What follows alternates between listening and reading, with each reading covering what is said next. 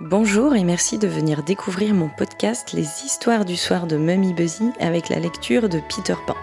J'espère que ces histoires accompagneront vos enfants vers de doux rêves et de jolies nuits tout au long de l'année. Bonne écoute!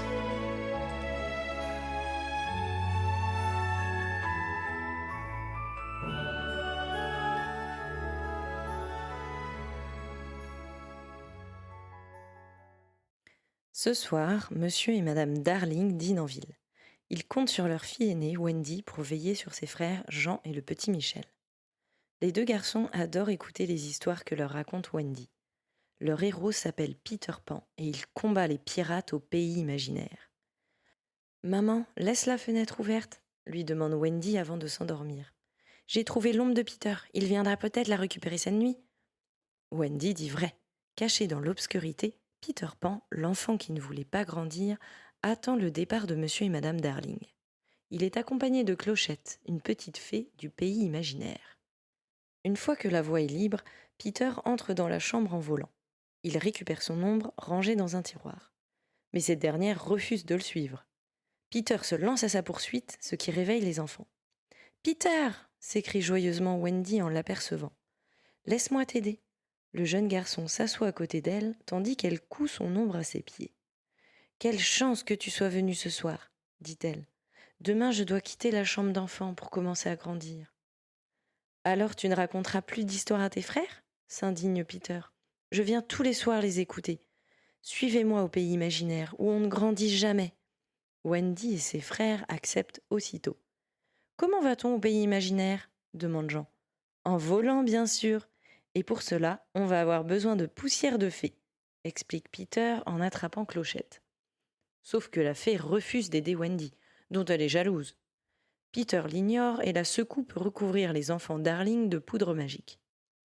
Aussitôt, tous trois s'envolent, puis s'élancent dans la nuit à la suite de Peter. À leur arrivée au pays imaginaire, ils sont attendus par le capitaine Crochet, le plus grand ennemi de Peter. Il hait le jeune garçon depuis que ce dernier lui a tranché la main pour la jeter à un crocodile. Dès que le pirate voit les enfants dans le ciel, il les bombarde à coups de boulets de canon. « Clochette !» lui ordonne Peter. « Conduis nos amis dans le repère des garçons perdus. Moi, je m'occupe de ce vieux Crochet. » La fée profite de cette occasion pour se débarrasser de Wendy. Elle vole retrouver les garçons perdus, les compagnons de Peter, et leur fait croire que Wendy est dangereuse. Croyant bien faire, les garçons perdus lancent des pierres à Wendy. Déséquilibrée, la fillette tombe dans le vide. Heureusement, Peter arrive à temps et la rattrape au vol. Puis il gronde les garçons perdus. « Clochette nous a dit que c'était une ennemie !» se défendent-ils. Peter se tourne alors vers la petite fée. « J'en ai assez de ta jalousie !» s'écrie-t-il. « Je te bannis !» Peter emmène ensuite Wendy voir les sirènes, tandis que Jean et Michel explorent les environs avec les garçons perdus. Soudain, ils sont capturés par les Indiens. Leur chef les accuse d'avoir enlevé sa fille, Lily la tigresse. Pourtant, les garçons perdus sont innocents. En réalité, Lily la tigresse se trouve dans la lagune aux sirènes. Elle est ligotée à un rocher, comme Peter et Wendy viennent de le découvrir. « Dis-nous où est le repère de Peter Pan, où tu finiras noyé !» la menace le capitaine des pirates, furieux qu'elle refuse de parler. « Par ici, Crochet !» réplique le jeune garçon en s'interposant. Un féroce duel commence. Peter pare les coups d'épée du pirate à l'aide de son poignard. Wendy tremble pour son ami. Mais si Crochet est un combattant habile, Peter est plus rapide et agile. Pendant ce temps, la mer monte et Lily la tigresse risque de mourir noyée. Par chance, le crocodile qui a englouti la main de Crochet les rejoint. À sa vue, le capitaine panique et tombe à la mer. Peter en profite pour libérer Lily la tigresse, puis il s'envole en direction du camp des Indiens, suivi par Wendy. Heureux du retour de sa fille, le chef donne une grande fête pour remercier Peter. Un peu plus loin, Clochette s'est cachée dans les herbes pour bouder. Tout à coup, elle se retrouve emprisonnée dans un bonnet en laine. Monsieur Mouche, le fidèle second de Crochet, vient de la capturer. Il conduit la petite fée auprès de son capitaine qui a réussi à échapper au crocodile. Crochet a changé de plan et il fait une proposition à Clochette. « Indique-moi le repère de Peter et Wendy ne sera plus un problème. Ton ami ne sera pas blessé, tu as ma parole, ajoute-t-il d'un ton mielleux. Amadouée par cette promesse, la petite fée plonge ses pieds dans un encrier et indique sur la carte l'endroit où se cachent Peter et ses compagnons. Clochette aurait dû se méfier de la parole du pirate. Il l'enferme dans une lanterne et envoie ses hommes au repère de Peter. Folle d'inquiétude, la petite fée parvient à s'échapper et vole retrouver son ami. Comme il était absent lors du passage des pirates, ils ne l'ont pas capturé. Mais Crochet lui a laissé une bombe cachée dans un cadeau. Devinant le piège, Clochette s'empare du paquet. Trop tard, la bombe explose.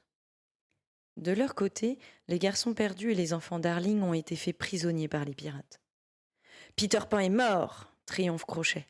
Et vous allez travailler pour moi, sinon vous mourrez noyés. Wendy est la première à refuser.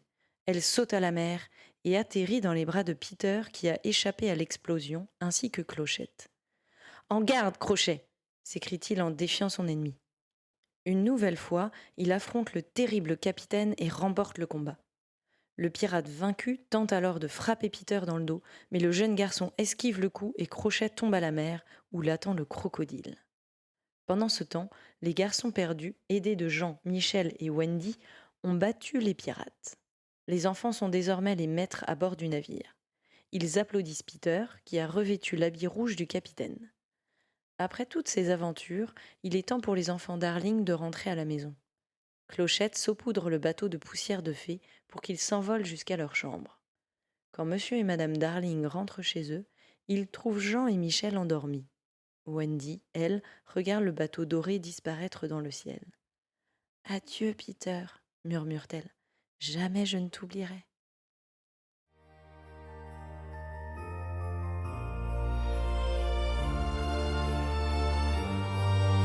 Merci d'avoir écouté Peter Pan. J'espère que vous avez aimé cette histoire. Vous pouvez vous abonner pour écouter mes dernières lectures et bien sûr, n'hésitez pas à les partager. À bientôt!